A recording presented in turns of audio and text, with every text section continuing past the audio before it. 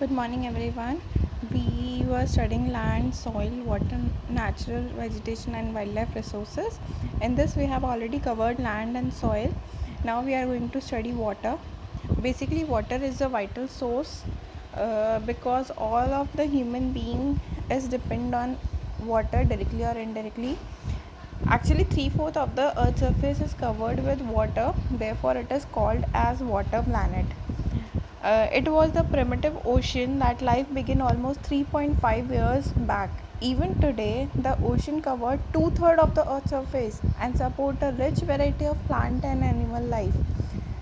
The ocean water is, however, saline and not fit for human consumption. Fresh water accounts for only about 2.7%. In this, nearly 70% of this occurs as ice sheets and glaciers in Antarctica, Greenland, and mountain region. Because of their location, we cannot access these water sources. Only 1% of the 1% of fresh water is available and fit for human use. So it is found in groundwater, surface water in rivers and lakes, and as water vapor in the atmosphere. Basically, all you know about the water cycle. I'm talking about water cycle because fresh water is the most precious substance on earth, or water can neither be added nor subtracted from the earth.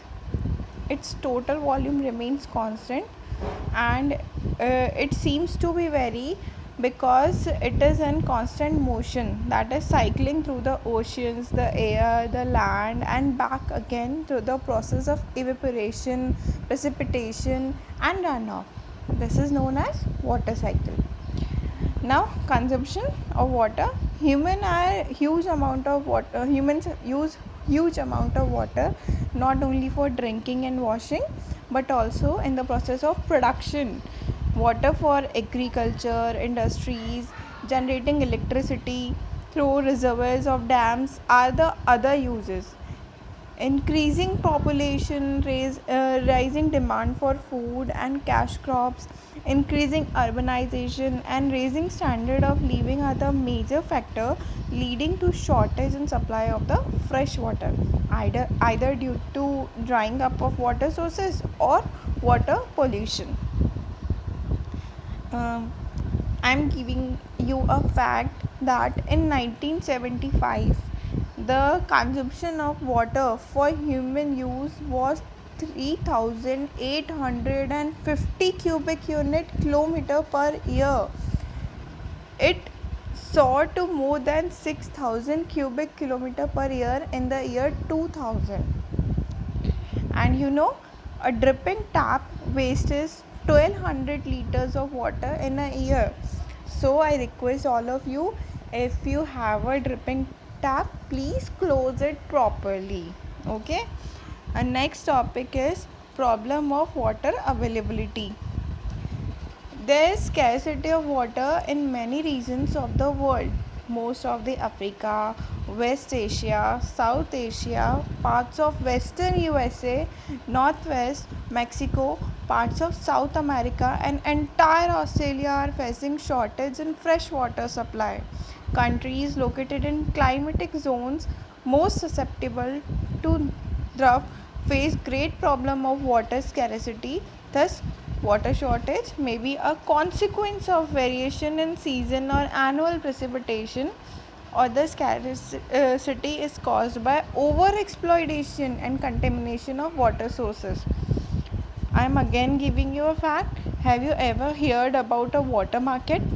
Amreli city in Saurashtra region, with a population of 1.25 lakh, is completely dependent on purchasing water from the nearby talukas. We are also purchasing water whenever we are going some outside cities. We buy a bottle of water for almost 20 to 50 rupees. See, if we are wasting the water, then how much we have to pay for water, a bottle of water in future. So we all have to save water. Our next topic is conservation of water resources. Access to clean and adequate water sources is a major problem facing the world today. Steps have to be taken to conserve this dwindling resource. Even though water is a renewable resource, its overuse and pollution make it unfit for use. Discharge of untreated or partially treated sewage, agriculture, chemicals, and industrial effluents in water bodies are major contaminants. They pollute water with nitrates, metal, and pesticides. Most of these chemicals are non biodegradable and reach human bodies through water. Water pollution can be controlled by treating these effluents suitably before releasing them in water bodies. Forests and other vegetation cover slow the surface runoff and replace underground water. Water harvesting is another method to save surface runoff. The canals used for irrigating fields should be properly lined to minimize losses by water seepage. Sprinklers effectively irrigate the area by checking water losses through seepage and evaporation. In dry regions with high rates of evaporation, drip or trickle irrigation is very useful. The valuable water resources can therefore be conserved by adopting these means of irrigation. And I am also giving you some tips to conserve water outside and inside of your house. That is, at outside of your house, use a broom, not a hose, to clean the driveway. Use a rain sensor to regulate the sprinkler system. Use a shut off nozzle. uh, Give water to your plants when needed. Okay, next is, there is some ways to save water at home also. If you have a dripping tap, turn it off. Fix leaking taps. If you are brushing, if you are bathing, then turn your tap off. Take a bucket to bath.